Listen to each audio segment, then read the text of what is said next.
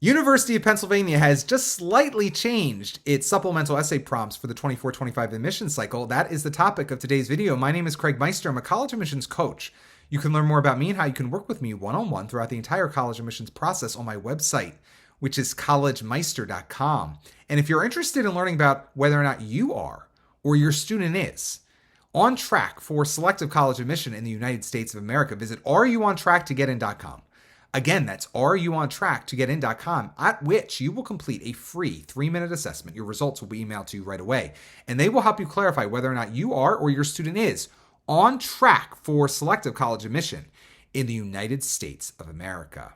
Back in the day, Penn supplement was very different than it is today. It's changed markedly in past years, but this year it hasn't changed so dramatically. They're actually very small alterations this year. You still have 3 essays to complete if you're applying to Penn Engineering, College of Arts and Sciences, Wharton, or Nursing. Just a matter of which 3 you have to complete depending on the school you're applying to. The College of Arts and Science prompt is the same as last year, and I have a whole video about last year's supplement, so you can watch that one linked below this video in the video description, where you can learn about my thoughts on all 3 supplemental essay prompts that Penn had last year, which basically is 90% applicable, 95% applicable for this year. But since the College of Arts and Science supplemental prompt hasn't changed at all, that video is entirely still applicable to you. Same thing is true with Wharton. Wharton has not changed its supplemental essay prompt at all either for the 24-25 admission cycle. There's a slight change in engineering. Penn Engineering prepares its students to become leaders in technology by combining a strong foundation in the natural sciences and mathematics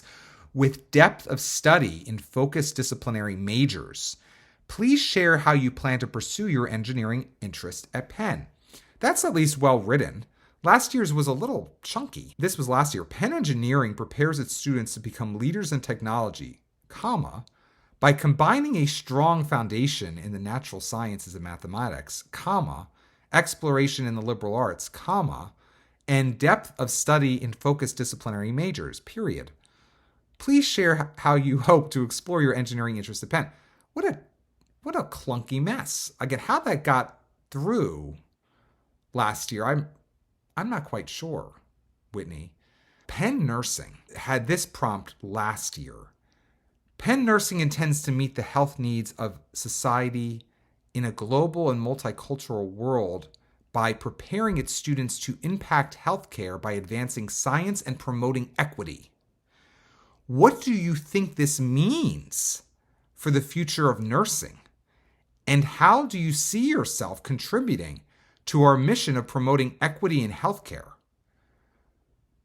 That, to me, reading it again a year later, I'm still shocked that was asked. And now, clearly, it didn't work out so well, or someone woke up and realized that was a really bad prompt. Now, it's not much better this year, but it's slightly better. This is the new version. Penn Nursing intends to meet the health needs of a global, multicultural world by preparing its students to impact healthcare through advancing science. How will you contribute to our mission of promoting equity in healthcare? And how will Penn Nursing contribute to your future nursing goals? That is a better prompt. I mean, it's obviously still a loaded prompt and a leading prompt, but you at least know what you're getting into. It's a very ideological nursing school. There's no other way to put it. It's at least clear and more direct. You only have 200 words. It's a shame. Penn used to have a 650-word essay, not dissimilar from Cornell, but they've chopped it up now into these 3 little essays. And as a result, there's a lot of reasons why these schools are doing shorter essays now. The most important of which is that they don't teach writing anymore. And so as a result, even students with very high SAT scores, Penn doesn't want to know how bad of a communicator, writer, and critical thinker they really are. So they just don't want to face reality. So they want to look at shorter writing, but also, AI and other things. And they just want to accept who they want to accept. And so shorter writing is easier to fake. So there's reasons why that's shorter. But it's so sad because if you really want to write about, how you will contribute to Penn Nursing's mission of promoting equity in healthcare, by the time you start getting into it, you got to end it. And how will Penn Nursing contribute to your future goals? I mean, most Penn Nursing students, I would hope, would be able to tackle that part of the prompt, even if it's more of a thicket to tackle the first part about equity. But again, they come right out in the beginning and saying sort of what they believe and what they're there for. And again, it's less loaded than last year. And equity can be just, depending on how one sort of defines equity. Equity is an ever-changing word. You could potentially just suck it up and respond, even if you don't necessarily believe in equity the same way Penn Nursing believes in equity. And you can use another definition of equity to sort of glide through this prompt. But long story short, you only have 200 words. So one sentence intro, several sentence body, with one big main idea probably that you want to focus on. But you do need to tackle sort of the promoting equity in healthcare. If you throw the word access out a couple times, that sort of checks the equity box. But there's a number of definitions of equity. So look it up and decide which one you can stomach writing about. But then you again also talk about contributing to your future is important as well there. I'm not a huge fan of 2 years worth now of Penn having their own supplemental essay prompts depending on the school at Penn you're applying to. Particularly depending on the school, you don't even get to put a major. So it puts a lot of pressure on the essay to describe your major for some of the schools that don't even allow you to put a major as your choice in the supplement. It's wild. Regardless of Wharton or nursing or College of Arts and Sciences or engineering, you do have the opportunity to submit a full-fledged extracurricular resume, and I encourage you to submit an extraordinary extracurricular resume to Penn in order to put your best foot forward and communicate effectively and efficiently about the depth and breadth of what you've accomplished in the extracurricular realm throughout your high school years. In order to do so, you should absolutely take my short course, How to Build an Extraordinary Extracurricular Resume. It's so cheap. It's $19. You can get it at extraordinaryresume.com. It takes less than an hour to complete, and you'll learn how to build a resume that comports in many ways with the activities page of your Common App, but also goes a step beyond that to allow you, again, to share the true, full color of what it is you've accomplished in a way that will be edifying and value added for the application readers over at Penn. Beyond that, I will simply say good luck getting into Penn these days. It's gotten harder every year. Penn, of course, has gotten more selective with every year, but Penn is not the school it used to be. I can speak from authority on this. I went to the University of Pennsylvania. It's changed a lot over the last 25 years.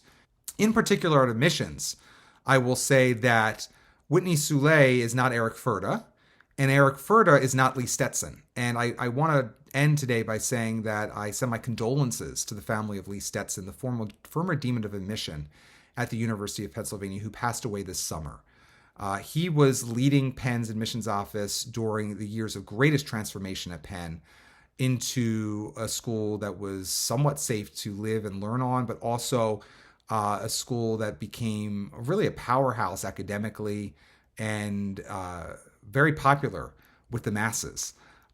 He harnessed the power of early decision to improve the quality of students at the University of Pennsylvania, and he improved the profile of the overall entering classes at the University of Pennsylvania, and also motivated many, many more students to apply. Lee Stetson passed away this summer, and I again wish him the very best wherever he may now find himself.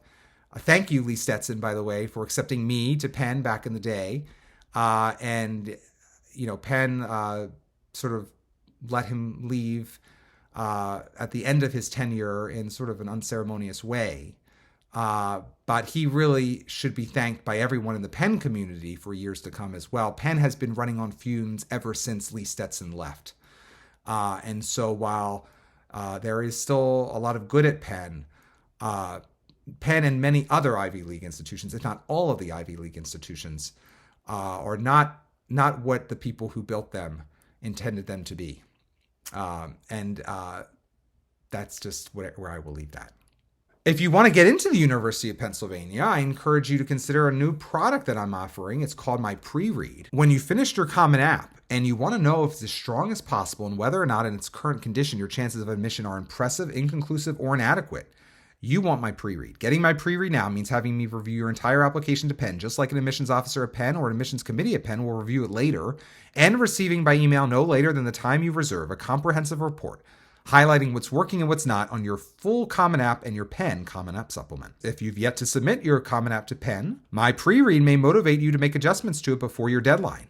If you've already submitted your Common App, my pre-read will prepare you for what I deem to be your likely admissions outcome at the University of Pennsylvania. To learn more about my pre-read and to purchase my pre-read, go to mypreread.com. mypreread.com. Again, that's mypreread.com.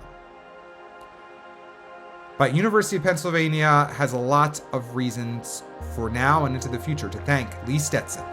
And so this video is dedicated to Lee. If you enjoyed this video, please give it a thumbs up and consider subscribing to my channel. If you'd like to work with me one-on-one throughout the entire college admissions process, go to my website, which is collegemeister.com.